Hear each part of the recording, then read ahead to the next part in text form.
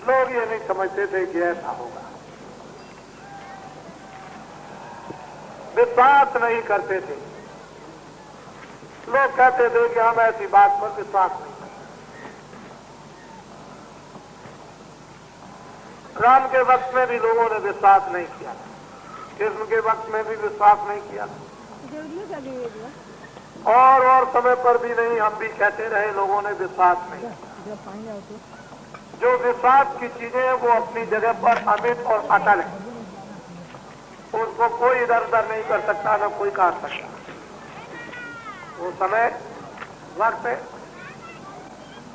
वक्त और समय का दृश्य और काम, वक्त और समय का दृश्य और काम, और समय के इंसान और इंसानों की बुद्धि अपने आप करते करा। इसलिए आज सबके सब बहुत होशियारी से अपने काम में लगे रहो, अपना लक्ष्य मत छोड़ो। दुनिया कुछ भी कहे, ये बात जरूर है कि मैंने अभी तक कुछ कहा नहीं था, लेकिन ये जरूर है कि संसार में लोगों का अविश्वास अखबारों की तरफ से अधिकांश हो गया। जब हमारी छोटी छोटी माताएं बुद्धि और बच्चियां और छोटे छोटे बच्चे 10-10 हजार, 5-5 हजार, 3-3 हजार, 2-2 हजार, 5-500 इतनी दूर से मील भर से मट्टी ला रहे थे। एक मील से मट्टी ला रहे थे, और साता दिन सुबह से लेकर के और शाम तक सूरज नहीं डूबता था, और अंधेरे तक बराबर लगा रहता था। कभी किसी ने पूछा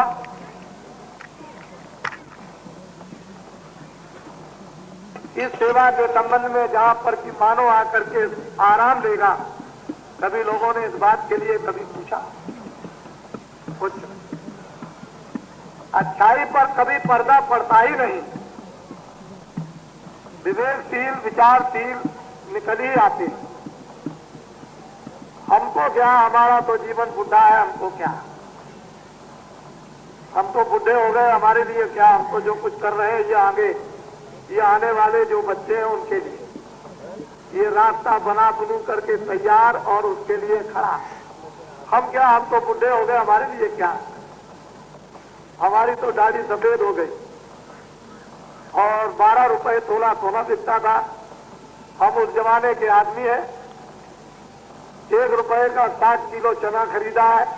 आप हमको क्या सिखाएंगे? हमको तो जो गुरु महाराज ने सिखा दिया वो सीख लिया। आपके प्रोपेगेंडा और झूठे प्रचार से बाबा जी के मस्तक पर और बाबा जी के भक्तों पर कोई असर नहीं। जरा सा किंचित मात्र से भर भी, और बिल्कुल निर्बंध, एकदम निर्भय।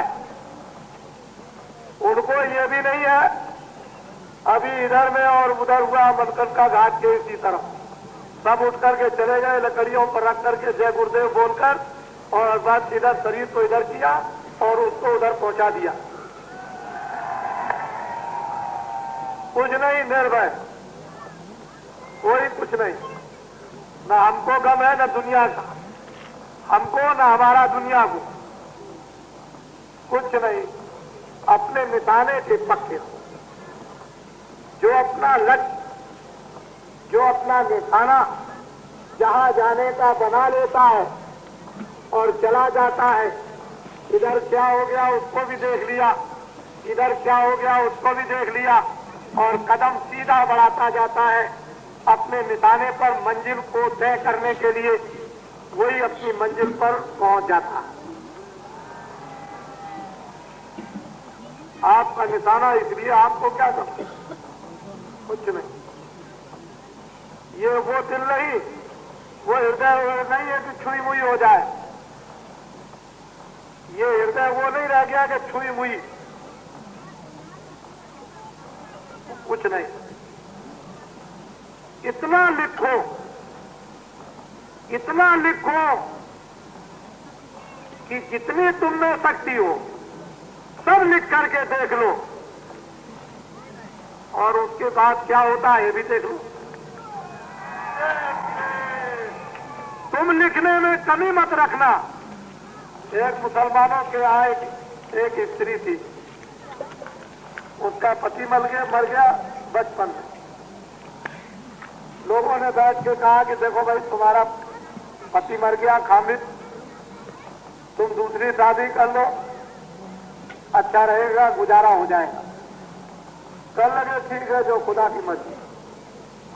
एक शादी और करा दी, तब तक 2-4-6 महीने में वो भी मर गया। फिर लोगों ने कहा कि अरे भाई कैसे काम होगा, और शादी कर लो। तो लोगों ने घेर घार करके शादी करा दी, 6 महीने में वो भी मर गया। किसी ने कहा अरे भाई क्या हुआ, तो मतलब 1 साल में 2-3 मर गए, एक और कर लो, कोई बात नहीं है। तो उनका ठीक है, तो 6 महीने में वो भी मर गया। एक दिन खड़े होकर के बोली कि अल्लाह ताला तुम अपनी करनी में कोई कमी मत रखना, मैं तो दूसरा और कर लूंगी। अपनी कमी में कोई कमी मत रखना, मैं तो और कर लूंगी, मेरे लिए क्या, अब तो मेरे लिए रास्ता खुल गया।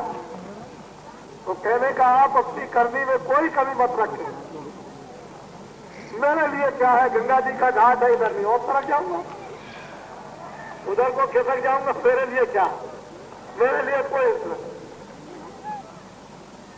तो नर नारी बच्चे बच्चियों, आपके द्वारा कुछ काम होने वाला है।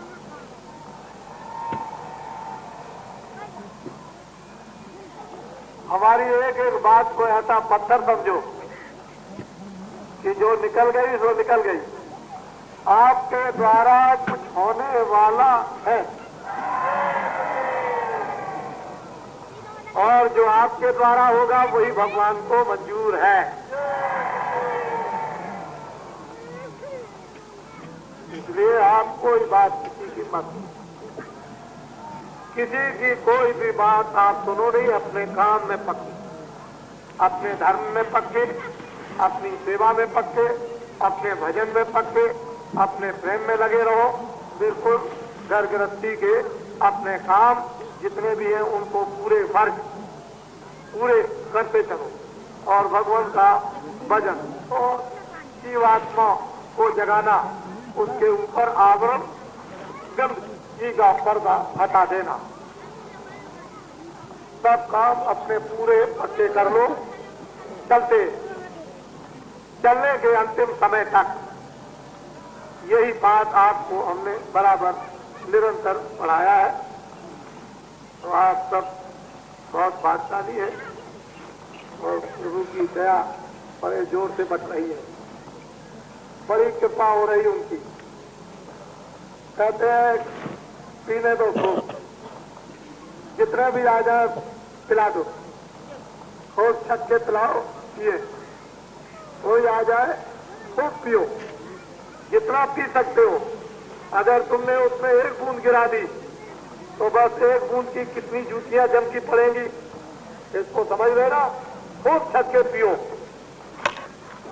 ये ऐसा भंडार खुल गया है गंगा रेती पर, पीने में कभी नर नारी बच्चे बच्चियां न रहे। और ये तो आप जानते ही हैं, गांववासी क्या होते हैं उन्हें तो भगवान मालूम नहीं। वो तो सीधे साधे होते हैं, गांव में मोटा काम करते हैं, मोटी भाषा होती है, मोटे कपड़े पहनते हैं, मोटा खाना खाते हैं, मोटा बोलते हैं। वो तो मतलब ये कि छल छिद्र उनमें तो कुछ होता नहीं है। तो ये तो आपको मालूम होना चाहिए कि महात्मा जिसमें छल छिद्र कपट नहीं होगा उसी से प्रेम करते। लोग कहते हैं बाबा जी धोबी है, राम भी तो धोबी थे, कृष्ण भी धोबी थे। बड़े बड़े पापी और दुराचारी और अत्याचारी और हत्यारों को गीद अजामिल, आपकी किताबों में लिखा हुआ है, गीद अजामिल हत्यारों को, उनकी मन को, उनकी बुद्धि को, उनके चित्त को, उनके अंतःकरण को, उनकी आत्मा को धोया और धोबी नहीं तो क्या है? और कौन है?